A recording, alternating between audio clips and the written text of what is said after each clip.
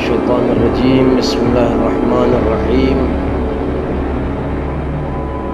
نحمده ونصلي على رسوله الكريم وعلى آله الطاهرين وأصحابه المنتجبين ولعنة الله على أعدائهم أجمعين أما بعد فقد قال الله سبحانه وتعالى في كتابه المبين اعوذ باللہ من الشیطان الرجیم بسم اللہ الرحمن الرحیم وَلِلَّهِ الْأَسْمَاءُ الْحُسْنَى فَادْعُوهُ بِهَا۔ اللہ سبحانہ وتعالی انسان کو دعوت معاشرت دے رہا ہے۔ دعوت معاشرت یعنی بہترین زندگی گزارنے کا سلیقہ بتلایا جا رہا ہے، اور زندگی کا ایک اہم شعبہ، زندگی کا ایک بہت بااہمیت حصہ یہ ہے کہ انسان اپنے مالک کی طرف، اپنے خالق کی طرف، اپنے اللہ کی طرف متوجہ رہے۔ اس لیے کہ دنیا کا ہر انسان اس بات کو جانتا ہے کہ دنیا میں پائی جانے والی ہر شے، ہر چیز، ہر کریشن اگر اپنے سینٹر پوائنٹ سے ہٹ جائے تو بے مصرف ہو جاتی ہے۔ جس نظام، جس مدار اور جس سسٹم پر اسے بنایا گیا ہے، ضروری ہے کہ چیز ہمیشہ اس سے ملی ہوئی رہے۔ آپ دیکھ رہے ہیں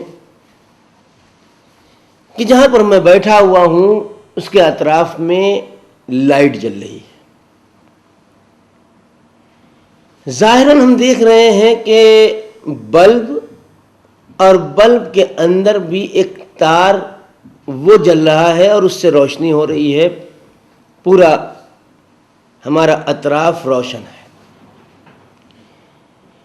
لیکن کیا یہ ممکن ہے کہ اس بلب کا جس مرکز سے، جس سینٹر سے، جس انرجی پاور سے اس کا کنیکشن ہے، اگر وہ کنیکشن کاٹ دیا جائے تب بھی یہ روشن رہے؟ ناممکن ہے۔ جہاں سے اسے انرجی مل رہی ہے، جہاں سے اسے پاور مل رہا ہے، جب تک وہاں سے کنیکٹڈ ہے تب تک فنکشننگ کر رہا ہے، تب تک جو اس کا کام ہے اس پر پورا اتر رہا ہے، جو اس کی پروگرامنگ ہے اس پر پورا ہے۔ جیسے ہی وہاں سے بے ربط اور بے تعلق ہو جائے گا ویسے ہی یہ اپنا کام کرنا بند کر دے گا۔ اب ہم لاکھ بٹن دباتے رہیں، اب ہم لاکھ بلب کو ہلاتے رہیں، ڈلاتے رہیں، مگر اس سے روشنی نکلنے والی نہیں ہے۔ کیوں؟ اس لیے کہ اپنے اصل سے اس نے رابطہ توڑ لیا یا اس کا رابطہ ٹوٹ گیا۔ اسی طریقے سے انسان ہے کہ انسان جب تک اپنے حقیقی مرکز سے جڑا ہوا ہے، حقیقی معنی میں یہ انسان ہے۔ کیوں؟ اس لیے کہ سسٹم کے مطابق فنکشننگ کر رہا ہے۔ جو فنکشن اس کے سسٹم میں، اس کے ضمیر میں، اس کی عقل میں، اس کی روح میں، اس کے نفس میں ودیت کیا گیا ہے، جو اس کے فطرت میں رکھا گیا ہے کہ اپنے معبود سے جڑا رہے، اس سے رابطہ قائم رکھے، اس پر گامزن ہے۔ لیکن جیسے ہی اس نے اپنے مالک سے رابطہ توڑ لیا، اب یہ ظاہراً چلتا پھرتا دکھائی دے رہا ہے، یہ ظاہراً ہنستا بولتا نظر آ رہا ہے، لیکن جو فنکشن اس کی فطرت میں رکھا گیا تھا، جو سسٹم اس کی فطرت میں رکھا گیا تھا، وہ ڈسکنیکٹ ہو گیا، وہ سوئچ آف ہو گیا۔ اس نے اپنی اوریجنل فنکشننگ چھوڑ دی ہے، پروگرام کے مطابق اب کام نہیں کر رہا ہے۔ اور جب پروگرام کے مطابق کام نہیں کر رہا ہے تو بالکل اس کی مثال ویسی ہی ہے کہ جیسے بلب جل نہ رہا ہو تو چاہے وہ جتنا خوبصورت ہو، چاہے وہ جتنے اچھے پیکٹ میں یا پیکنگ میں پیک کر دیا جائے، چاہے وہ جتنی خوبصورت جگہ پر رکھ دیا جائے، جتنے حسین انداز میں اسے ڈسپلے کیا جائے، مگر اس کا کوئی فائدہ نہیں ہے۔ کیوں؟ اس لیے کہ یہ بلب ڈسپلے ہونے کے لیے نہیں بنایا گیا ہے، یہ بلب سجاوٹ کے لیے نہیں بنایا گیا ہے، یہ بلب دوسروں کو دکھانے کے لیے نہیں بنایا گیا۔ اس کا اصل کام کیا ہے کہ یہ اپنے اصل سے، سینٹر سے جڑا رہے اور روشنی پہنچاتا رہے۔ وہاں سے اس نے اپنے آپ کو ڈسکنیکٹ کر لیا تو اب چاہے جہاں بھی رہے یہ کوڑے میں ڈالنے کے لائق ہے۔ اس کی اوقات، اس کی جگہ یہ ہے کہ اسے ردی میں ڈال دیا جائے، اسے کوڑے میں پھینک دیا جائے۔ انسان بھی اگر اپنے مرکز سے جڑا ہوا ہے، اپنے خالق سے جڑا ہوا ہے تو وہ با اہمیت ہے، اور اگر اس نے اپنے خالق سے، اپنے مالک سے رابطہ توڑ لیا تو بیکار ہے۔ پھر یہ انسان حقیقی معنی میں کچرے میں اور کوڑے میں ڈال دینے کے لائق ہے، اور ظاہراً اگر وہ نہ بھی ڈالا جائے تو یہ سمجھیے کہ وہ کوڑے میں پڑا ہوا ہے۔ اس لیے کہ خود قرآن نے ایسے لوگوں کو جو اپنے اصل سے گر چکے ہیں، جو اپنی آدمیت اور انسانیت کے مرتبوں کو کھو چکے ہیں، ان کی مثال جب دی تو آواز دی اولئک ھم کالانعام بل ھم اضل منہم، کہ ان لوگوں کی مثال چوپایوں جیسی، جانوروں جیسی ہے، بلکہ یہ جانوروں سے بھی گئے گزرے اس سے ہی بدتر ہے۔ کیوں؟ اس لیے کہ انہوں نے اپنی اصل، اپنے مرکز سے اپنا سلسلہ منقطع کر لیا۔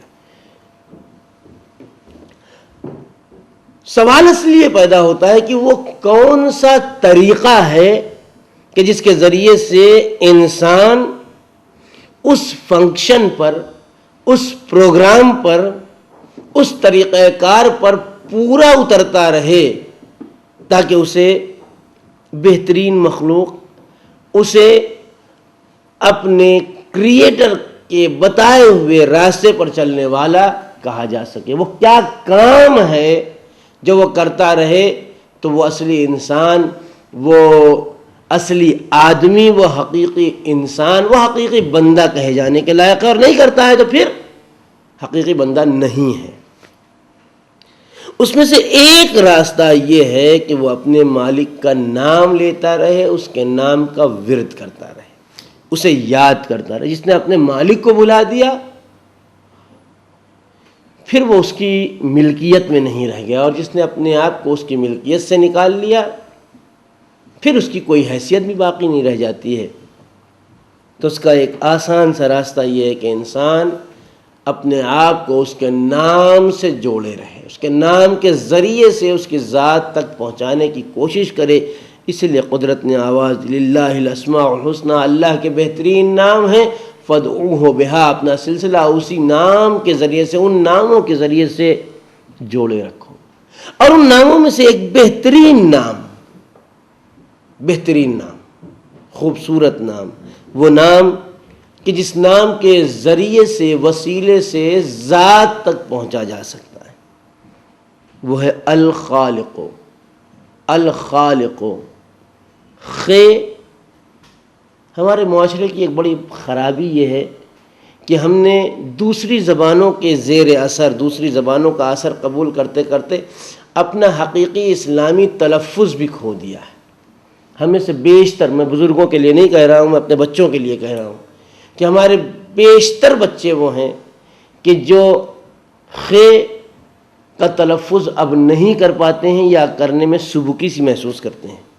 خالق کو وہ خالق کہتے ہیں، جبکہ کاف ایک الگ حرف ہے، خے ایک الگ حرف ہے۔ خالق یا خالق بہترین نام ہے۔ اس کے معنی کیا ہیں؟ خالق، خلق کرنے والا، بنانے والا، پیدا کرنے والا۔ ہو سکتا ہے کوئی انسان کہے کہ یہ اللہ کی کون سی خصوصیت ہے؟ اس خصوصیت میں دنیا کے نہ جانے کتنے انسان اللہ کے شریک ہیں۔ اللہ بھی بنانے والا ہے، مثلا ہم بھی بنانے والے ہیں۔ آپ کیا بناتے ہیں؟ اس نے کیا بنایا؟ اس نے کائنات بنائی۔ ہم کیا بناتے ہیں؟ ہم مثلا چھوٹی چھوٹی چیزوں کو جوڑ کے ایک نئی چیز بنا دیتے ہیں۔ ہم نے 2 پہیے جوڑے، ایک ہینڈل لگایا، اس میں ایک سیٹ لگا دی، 2 پینڈل لگا دی، ایک چین لگا دی، یہ کیا بن گئی؟ ایک سائیکل بن گئی۔ اللہ دنیا کا بنانے والا ہے، ہم سائیکل کے خالق ہیں۔ تو کیا دونوں خلقتیں ایک ہو سکتی ہیں یا ایک ہیں؟ نہیں، اللہ بھی خالق ہے دنیا کے بہت سے لوگ، جیسے ہمیں اسکولوں میں پڑھایا جاتا ہے، ہماری کتابوں میں لکھا ہے قلم کس نے ایجاد کیا؟ فلاں انسان نے ایجاد کیا۔ سیاہی کس نے ایجاد کی؟ فلاں انسان نے ایجاد کی۔ ہوائی جہاز کس نے ایجاد کیا؟ فلاں انسان نے ایجاد کیا۔ راکٹ کس نے خلق کیا؟ فلاں انسان نے خلق کیا۔ تو کیا اللہ کی خلقت اور انسانوں کی خلقت ایک ہے؟ ہرگز نہیں۔ اللہ کی خلقت کی خصوصیت اور اس کی خلقت کا انداز یہ ہے کہ اس نے چیزوں کو نہ ہونے سے ہونے کی منزل میں لے آیا۔ کچھ نہ تھا اور کچھ نہ سے اس نے سب کچھ بنایا ہے۔ یہ دنیا والے جو کریشنز کرتے رہتے ہیں، روزانہ ایک نئی نئی چیزیں ایجاد ہوتی رہتی ہیں، یہ کچھ نہ سے نہیں ہوتی ہیں بلکہ کچھ سے کچھ ہو جاتی ہیں۔ ہم نے سائیکل بنائی، پہیا پہلے سے موجود تھا، اس میں تیلیاں لگی ہوئی تھی، اور اگر نہیں تھا تو لوہا تھا، وہ دھات تھی، وہ چیزیں تھیں، وہ ربر تھا، یا وہ دوسری جتنی اس کے را مٹیریلز ہیں، کسی نہ کسی شکل میں وہ پائے جاتے تھے۔ ہم نے اسے ایک خاص ترتیب دے کر ایک نئی چیز ایک نئی شکل میں پیش کر دی۔ کچھ چیزوں کو ایک نئی شکل دے دینا اور ہے، اور عدم سے وجود میں لے آنا یہ اور ہے۔ جو عدم سے وجود میں لے آتا ہے وہ خالق حقیقی ہے، اور جو چیزوں کو دوسری شکل دے کے ایک نئی چیز مرتب کرتے ہیں وہ دنیا والے ہیں، جنہیں خالق نہیں کہا جا سکتا ہے، جن کے لیے کوئی اور نام اگر استعمال کیا جائے تو وہ زیادہ مناسب اور بہتر ہے۔ خالق یعنی عدم سے وجود میں لانے والا، نہ ہونے سے ہونے کی منزل تک پہنچانے والا، اور اپنے ارادے سے، اپنی خواہش کے مطابق، اپنے اختیار کے مطابق۔ یہ نہیں ہے کہ کچھ نہ تھا، اللہ چاہتا تھا، مثلاً، اگرچہ یہ بات اس کی شان میں کہنا بھی مناسب نہیں ہے، لیکن اپنے دوستوں اپنے بچوں کو سمجھانے کے لیے صرف یہ مثال دے رہا ہوں۔ مثلاً اللہ چاہتا تھا کہ احسان جوادی کو بنائے، اس نے ارادہ کیا احسان جوادی کا، اور وہ بن گیا کوئی اور۔ چاہ رہا تھا انسان ہی بنانا، بنا بھی انسان، مگر جو انسان بنانا چاہ رہا تھا نہیں، وہ نہیں بنا، کچھ اور بن گیا۔ یہ بھی کمال ہے کہ نہ ہونے سے ہو گیا، لیکن جو وہ چاہ رہا تھا وہ نہیں ہوا، کچھ اور ہو گیا۔ اللہ ایسا خالق نہیں ہے۔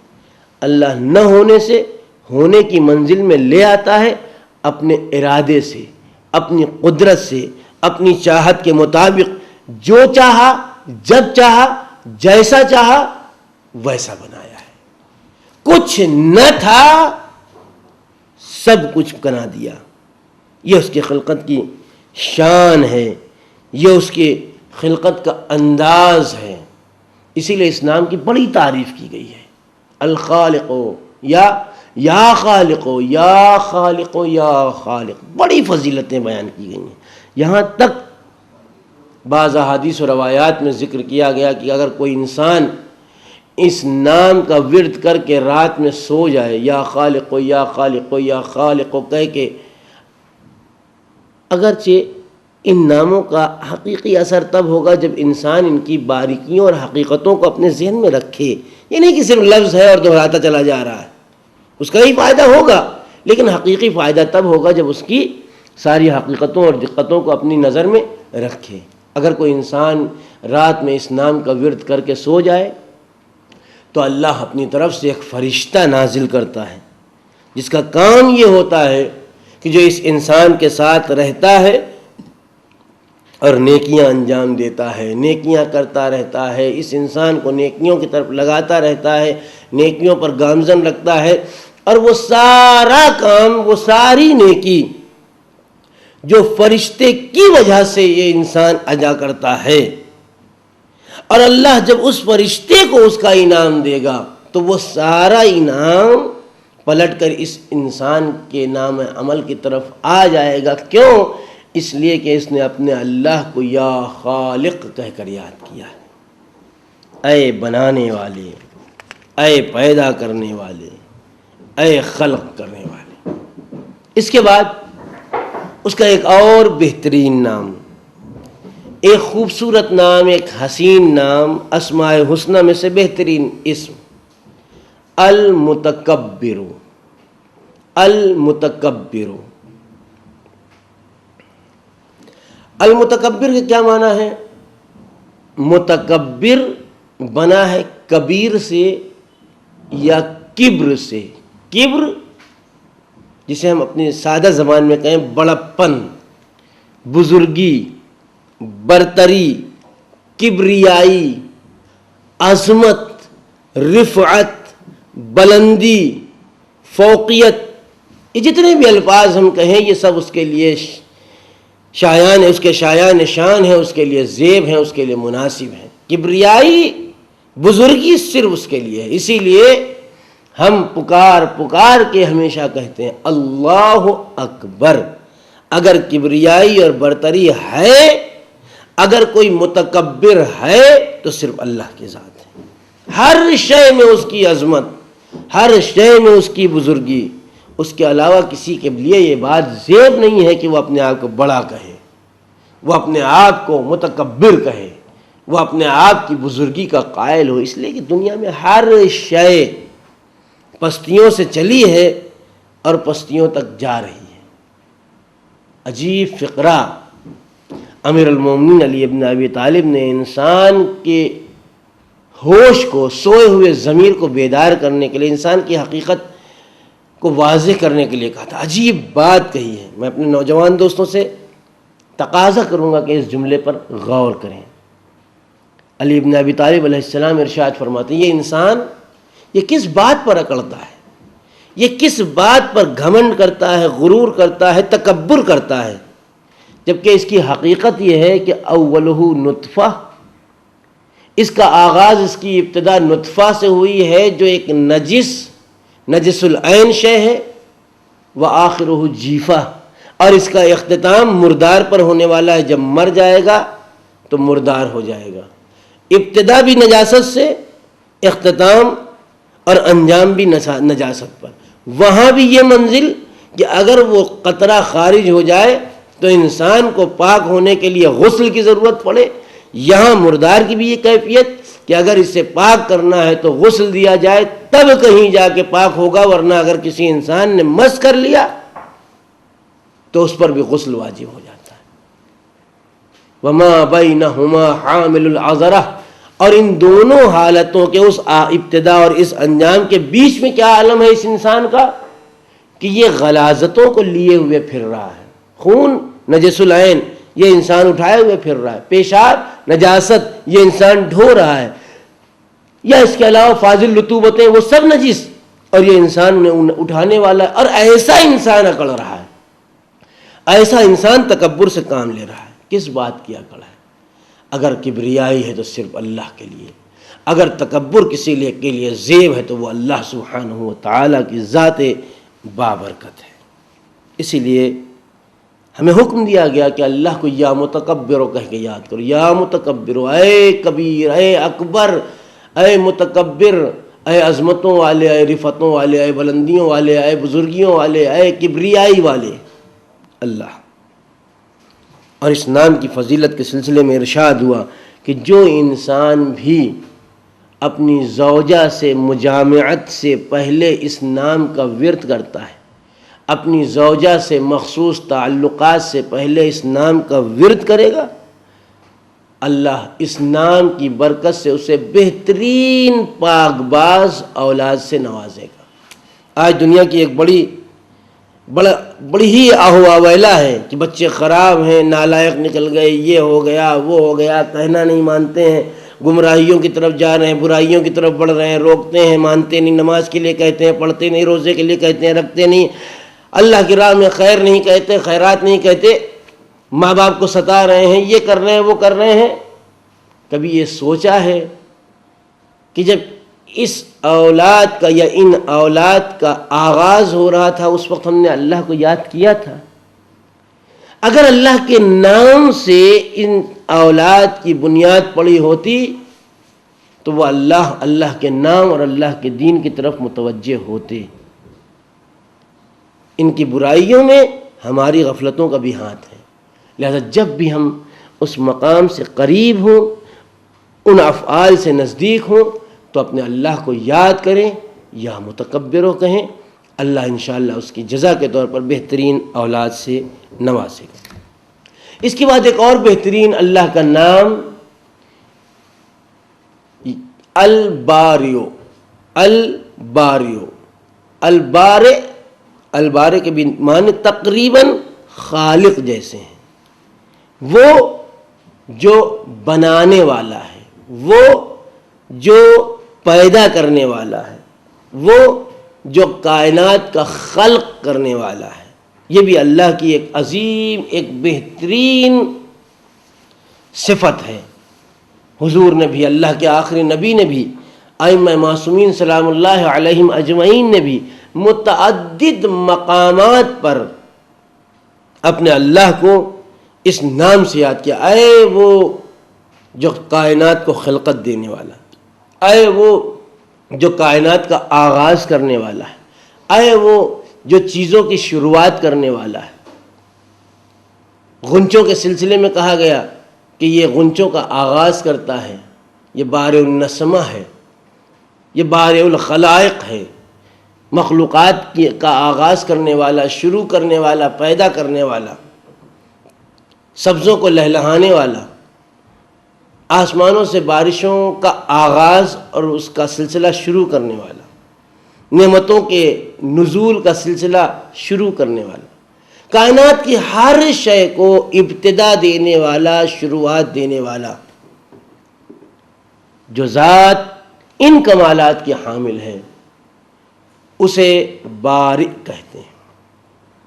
بہترین نام ہے، حسین نام ہے، جمیل نام ہے، یقینی طور پر اس میں یہ صفت پائی جاتی ہے۔ یہ خاصیت کائنات کی کسی اور شے یا کسی اور ذات کے اندر نہیں ہے۔ ہم نے کائنات کی کسی شے کو شروعات نہیں دی ہے، ہم نے کائنات کی کسی شے کی ابتدا نہیں کی ہے، کسی کو آغاز نہیں دیا۔ ہم یہ سمجھتے ہیں کہ یہ ہماری وجہ سے شروع ہو رہا ہے۔ ہم نے کہا کہ اس وقت جو ہم چل رہے ہیں، اس چلنے کی شروعات ہم نے کی ہے، اگرچہ ایسا ہرگز نہیں ہے۔ دنیا میں نہ جانے کتنے انسان ہیں جو چلتے رہے ہیں، چلنے کے سلسلے میں ہم نے جن کی کاپی کی اور آگے بڑھ گئے۔ ہم یہ کہہ سکتے ہیں کہ یہ پروجیکٹ ہم نے شروع کیا، یہ کام ہم نے شروع کیا، یہ کار خیر ہم نے شروع کیا ہے، اگرچہ ایسا ہرگز نہیں۔ نہ جانے کتنے لوگ ایسے ہیں جو ان کاموں کو انجام دے چکے، ان نیکیوں کو کر چکے، یہ بات ان کے اندر پائی جاتی تھی، انہوں نے کیا، ہم نے بھی ویسا ہی کر دیا۔ شروعات ہم نے نہیں کی ہے، ابتدا ہم نے نہیں کی ہے، آغاز ہم نے نہیں کیا ہے۔ کائنات کی ہر شے کا آغاز یا خود کائنات کا آغاز، کائنات کی تمام اشیاء کا آغاز، مخلوقات کی ابتدا کرنے والی ذات کا نام البارئ ہے۔ لہذا ہمیں قرآن کی تعصیح کرتے ہوئے، ہمیں اپنے نبی کی تعصیح کرتے ہوئے، ہمیں اپنے ائمہ معصومین کی سنت اور سیرت پر چلتے ہوئے اپنے مالک کو، اپنے خالق کو اس صفت سے بھی یاد کرنا چاہیے، یا بارئ۔ جب بھی ہم کسی شروعات کو دیکھیں، جب بھی ہم کسی شے کے آغاز کو دیکھیں، یا جب بھی ہم کسی شے کی شروعات کرنا چاہیں، کسی شے کو آغاز، ظاہراً آغاز دینا چاہیں، آغاز کرنا چاہیں، تو کیا ہی بہترین ہوگا کہ جب ہم چیزوں کی شروعات پر بسم اللہ الرحمن الرحیم کہتے ہیں تو وہیں اپنے اللہ کو یا باریو کہہ کے بھی یاد کریں۔ اے شروعات کرنے والا، اے کائنات کا ابتدا کرنے والے، ہم تیرے نام سے اس چیز کا آغاز کر رہے ہیں، تیرے اس نام کی برکت سے ہم اس کا اتمام چاہتے ہیں، اور جب اس نام سے ہم کسی شے کی شروعات کریں گے تو کائنات کا آغاز کرنے والا اپنے نام کی برکت سے ہمیں سہارا دے گا، ہماری اس شروعات کو بہترین اختتام تک پہنچائے گا۔ یا باریو یا باریو یا باریو۔ وآخر دعوانا ان الحمد للہ رب العالمین۔